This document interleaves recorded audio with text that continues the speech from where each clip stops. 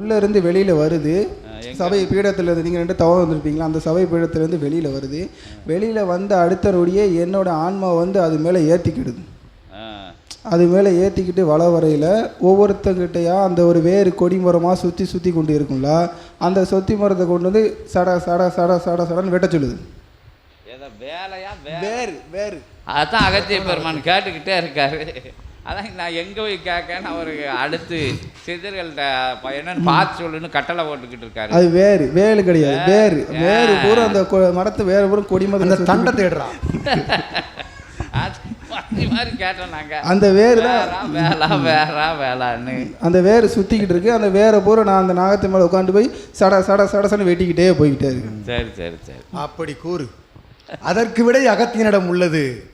நீர் குழப்பியதற்கு அகத்தியனிடம் விடை இல்லை. பார்த்து வர சொல்லி இருக்கின்றோம். பாம்பாட்டியை அனுப்பி இருக்கின்றோம். வந்து எனக்கு கொடுப்பான்.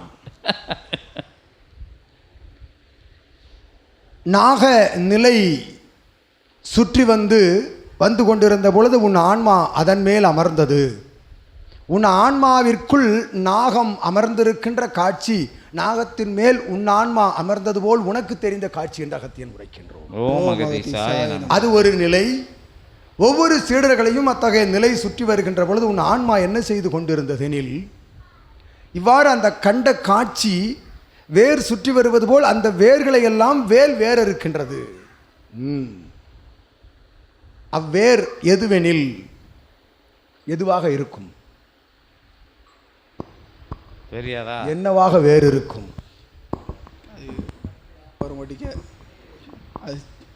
சொல்லியிருக்கீங்க, யாவும் இருக்க. வேறு போல் தெரிந்தது. வேறு எதுவெனில் எது வேரூன்றி இருக்கும், எது வேரூன்றி படர்ந்திருக்கும், எது வேரூன்றி படர்ந்து கிளைகள் விட்டு மரங்களாக உயர்ந்திருக்கும். வினை நிலைகள் உயர்ந்திருக்கும். அற்புதமாக உரைத்தாய். முன் ஜென்ம கர்ம வினைகளும் ஊழ் வினைகளும் வேர்கள் போல் அத்தகைய நிலத்தில் பிரபஞ்சத்தில் பதிந்து எங்கு சென்றாலும் சுற்றி கொண்டு வரும் அத்தகைய வினைகளை வேறறுப்பது எது? சூரசம்ஹார வேல் என்ற அகத்தியன் உரைக்கின்றோம்.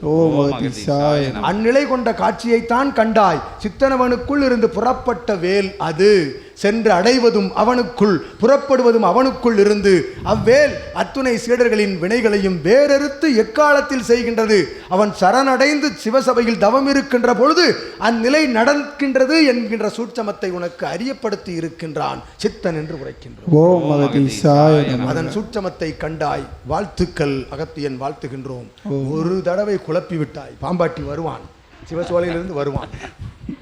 அதான் வேளா வேலாம் நீ வேலுன்ட்ட. ஓ மகதி சாய், ஓ வாழை சித்தத்து வெடிகள் போட்டு